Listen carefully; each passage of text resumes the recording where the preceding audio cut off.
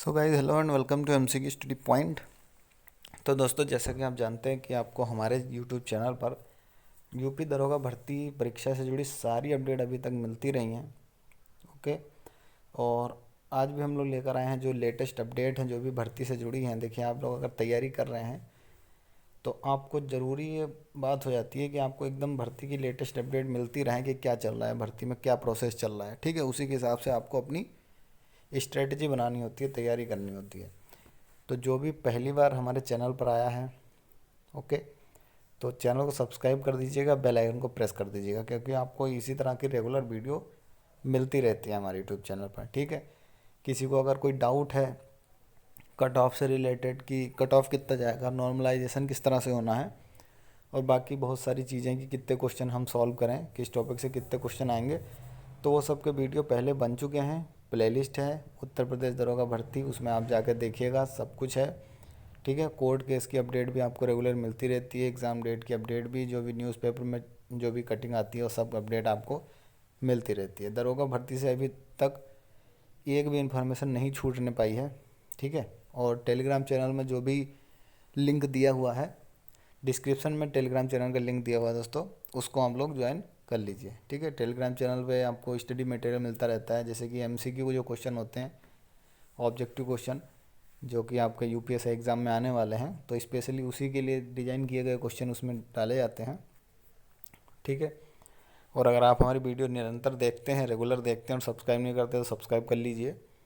ठीक है।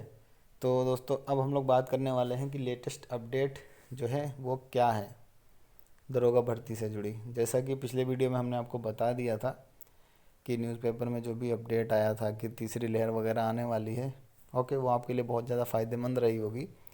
और अभी देख लेते हैं कि भर्ती से जुड़ी प्रक्रिया में भर्ती से जुड़ी जो है जानकारी है वो क्या आई है। तो जैसा कि आप सभी जानते हैं कि अब फॉर्म तो जो है भरे जा चुके हैं। ओके। और कुछ लोगों ने जो है याचिका भी दायर कर दी थी कि उनको जो है फॉर्म भरने का उनको फिर से टाइम दिया जाए। तो जो भी याचिका थी जिनकी, उनको ये भर्ती बोर्ड ने नोटिस जारी कर दिया था कि भर्ती बोर्ड आकर वो अपने फॉर्म भर सकते हैं, उनको टाइम दे दिया था। अब क्या हुआ, जब उनको टाइम मिल गया तो फिर उसके बाद, ठीक है, एक और याचिका दायर हो गई कोर्ट में। ठीक है। इसके बाद फिर एक और याचिका दायर हो गई, फिर इसके बाद फिर एक और हो गई, फिर उसके बाद फिर एक और हो गई।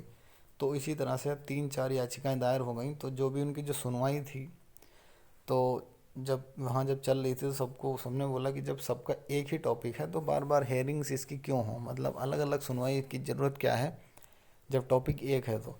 ठीक है। तो इसका जो है अंतिम फैसला फिर आपको बता दूं कि 20 जुलाई रखा गया कि 20 जुलाई को इस टॉपिक पे जितनी भी याचिकाएं हैं सबका फैसला सुना दिया जाएगा। और आप जानते हैं कि 20 जुलाई कल हो चुकी है, आज है 21 जुलाई। ठीक है। तो कल क्या हुआ, कल ये किसी वजह से ये जो है सुनवाई नहीं हो पाई। तो दोस्तों, यहाँ पर आपके लिए जो है बैड न्यूज़ ये है कि देखिए, अगर कल सुनवाई हो जाती 20 जुलाई को, तो पता चल जाता कि जनरल ऑर्डर अगर आ रहा है तो सभी भर देंगे, ओवरेज जो है यूपी वाले कैंडिडेट सिर्फ। ठीक है। क्योंकि बाहर जो अदर स्टेट वाले, उनकी जिम्मेदारी उत्तर प्रदेश थोड़ी लेगा कि हर साल दरोगा भर्ती निकाली जाए, वो सिर्फ यूपी के डोमिसाइल वालों के लिए होगा जनरल ऑर्डर। ओके। और या फिर ऐसा कोई फैसला आ जाता है कि याची ही सिर्फ भर सकते हैं जिन्होंने याचिका दायर की है। तो कुछ भी फैसला होना चाहिए था, लेकिन अगर 20 को ये आ जाता, यानी कि कल 20 जुलाई को फैसला आ जाता, तो काफ़ी बहुत अच्छा रहता कि, ठीक है। अब क्या है, अब 21 जुलाई हो गई। अब कल बोल दिया गया कि एक हफ्ते बाद फिर इसकी जो है सुनवाई होगी। तो इसी तरह अगर ये टाइम बढ़ता रहा और फिर इनको टाइम दे दिया गया कि आप एक हफ्ता 15 दिन फॉर्म भर सकते हैं, तो आप उसके बाद फिर समझ सकते हैं कि जुलाई में तो ये सुनवाई ही हो रही है। ठीक है। अब फिर कहीं अगस्त में दे दिया इनको कि टाइम, कि आप एग्ज़ाम जो है फॉर्म भर सकते हैं, ऑनलाइन फॉर्म अगस्त में। ठीक है।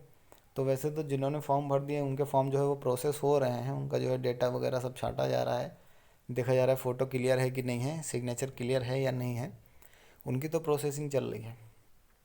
और जो नए फॉर्म भरे जाएंगे फिर उनके बाद में होगी।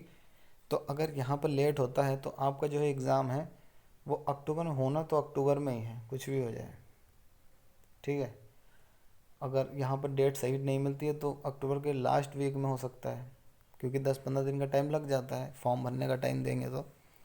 ओके, तो यहाँ तक अभी तो ये तो होगी कोर्ट की अपडेट, जो कि कल 20 जुलाई तक की अपडेट थी। ठीक है, अब इसकी खबर ले लेते हैं भर्ती की, अपनी जो है जनरल वाली, जो भी सभी लोग तैयारी कर रहे हैं। तो गाइज इसमें आप जानते हैं कि अक्टूबर में आपका एग्ज़ाम होना ही होना है किसी भी हालत में। अगर मान लीजिए अक्टूबर में आपका एग्ज़ाम नहीं होता है,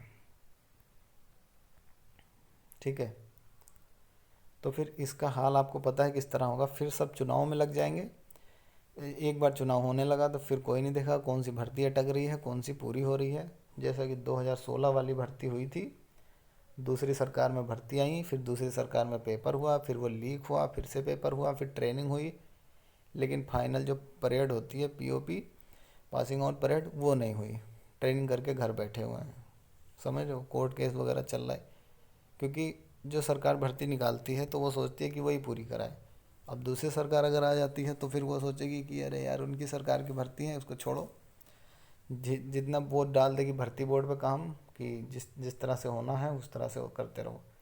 अभी क्या है, अभी सरकार ने भर्ती बोर्ड पे बना रखा है प्रेशर, दबाव, कि भाई अक्टूबर में एग्ज़ाम होना चाहिए किसी भी हालत में। ठीक है, तो फिलहाल अभी टेंशन लेने की ज़रूरत नहीं है, एग्ज़ाम तो आपका अक्टूबर में ही होगा। ठीक है, कोर्ट जो केस है वो जल्दी निपट जाता तो ज़्यादा अच्छा रहता सभी के लिए, आप समझ सकते हैं। क्योंकि अगर आप तैयारी कर रहे हैं तो आप भी चाहते हैं कि एग्ज़ाम जो है वो हो जाए, क्योंकि कब तक कोई पढ़ता ही रहेगा। आपने एक बार पूरा पॉलिटी पढ़ लिया, अपने मैथ पढ़ लिया, अपनी हिंदी पढ़ लिया, अपने रीजनिंग पढ़ ली, अब एग्ज़ाम नहीं होगा तो आप फिर 1-1.5 हफ्ते बाद, 1 महीने बाद फिर भूल जाएंगे, फिर आपको फिर से रिवीजन करना पड़ेगा। एक ही टॉपिक बार बार पढ़ते पढ़ते बोर हो जाएंगे। तो इसलिए सब बच्चे अब चाह रहे हैं कि देखिए जिनका तैयार है, जो पढ़ चुके हैं, जो रिवीजन कर रहे हैं, वो सब यही चाह रहे हैं कि अक्टूबर में आपका जो है एग्ज़ाम हो जाए। और अक्टूबर में आपका एग्ज़ाम होना तय है, बस ये कोर्ट केस वाला थोड़ा सा लोचा पैदा कर रहा है।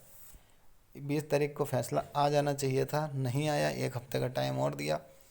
अगर अगले हफ्ते आ जाता है तो सही है, वरना अक्टूबर के लास्ट वीक में पेपर चला जाएगा। इस तरह से तो अभी यही था कि उम्मीद थी कि अक्टूबर के फर्स्ट वीक में आपको जो है एग्ज़ाम हो जाए। ओके, एडमिट कार्ड जैसे कि मैं हमेशा आपको बताता रहता हूँ, तो दोस्तों एडमिट कार्ड देखिए, आपका अक्टूबर में एग्ज़ाम होना है, तो आप जैसा कि जानते हैं कि कोई भी एग्ज़ाम होने से पहले, जैसे अदर स्टेट के बच्चे एग्ज़ाम सेंटर पे पहुंच पाएँ, रिजर्वेशन वगैरह करा लें, इसलिए 10 से 15 दिन पहले आपके जो है एडमिट कार्ड आ जाते हैं। तो एडमिट कार्ड आपकी जो डेट क्या है, जो बीच वाला सप्ताह होगा, जो मिडिल वीक होगा सितंबर का, मतलब कि सितंबर का, ठीक है, तब से आपके जो एडमिट कार्ड आने शुरू हो जाएंगे, आपको पता चलना शुरू हो जाएगा। क्योंकि अदर स्टेट के बहुत सारे फॉर्म हैं, तो भर्ती बोर्ड को इतना ध्यान रखना पड़ता है कि देखिए अभी जैसे कि बस और ट्रेन भी कम चल रही हैं, पूरी तरह से नहीं चल रही हैं, तो वो लोग आ पाएंगे एग्ज़ाम सेंटर पर या नहीं।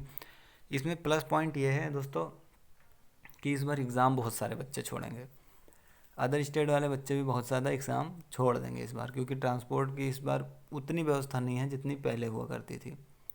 ठीक है, एक के बाद एक ट्रेन आती रहती थी, जो बच्चे एग्ज़ाम देने जाते हैं इसमें नहीं चढ़ पाए तो उसमें चढ़ जाते थे। ठीक है, टिकट हो या ना हो सभी उसमें, स्लीपर में, जनरल में सब घुस जाते थे। ओके, जब यूपी पुलिस का जब भी एग्ज़ाम होता था, तो इस बार ऐसा नहीं होने वाला है, क्योंकि कोरोना की गाइडलाइन आपको फॉलो जो है करनी ही पड़ेगी, बहुत लोग एग्ज़ाम छोड़ेंगे भी। और एक और डाउट आ रहा है कि मतलब मूल विधि वगैरह पढ़ें या ना पढ़ें, तो भाई मूल विधि और संविधान, ठीक है, और जीएस, तो आपको पता है 3 पार्ट में आपकी जीएस बटी है, और 40 नंबर का आपका टोटल जीएस है, तो आप समझ सकते हैं लगभग 13 या 14 नंबर के तो मूल विधि से ही क्वेश्चन आने हैं। ठीक है, 13 या 14 क्वेश्चन, जैसे कि कोई धारा के हो गए 2-3 क्वेश्चन, धाराओं आईपीसी के हो गए, 2-4 सीआरपीसी के हो गए, और एक्ट इतने सारे हैं उसके क्वेश्चन हो गए। ठीक है, तो आप समझ सकते हैं कि 4-4, 5-5 क्वेश्चन आ गए, तब भी 13 क्वेश्चन हो गए। संविधान से ही 12-13 क्वेश्चन आने हैं, और पूरी जीएस से 12-13 क्वेश्चन आने हैं। ठीक है, तो पढ़ना सब ज़रूरी है, प्रैक्टिस अपनी करते रहिए। ठीक है, और अगर आप चाहते हैं कि हम इसी तरह से आपके लिए जो है अपडेट लेकर आते रहें, देखिए क्योंकि अगर आप तैयारी कर रहे हैं तो ज़रूरी है कि आपको अपडेट मिलती रहे, आपको पता चलता रहे कि दरोगा भर्ती में आखिर चल क्या रहा है, अभी लेटेस्ट अपडेट क्या है। तो सब्सक्राइब ज़रूर कर लीजिए। सब्सक्राइब जब आप करते हैं तो हमें पता चलता है कि हाँ, लोगों को वीडियो पसंद आ रही है। ओके, तो हम उस टॉपिक पे और वीडियो बनाने की कोशिश करेंगे और आपके लिए अपडेट लाने की कोशिश करेंगे। और लाइक भी कर दीजिए, कीजिए और सब्सक्राइब जरूर कीजिए। ओके, अब दोस्तों मिलते हैं अगले वीडियो में अगली अपडेट के साथ। चैनल को सब्सक्राइब जरूर कर लीजिए। Thank you.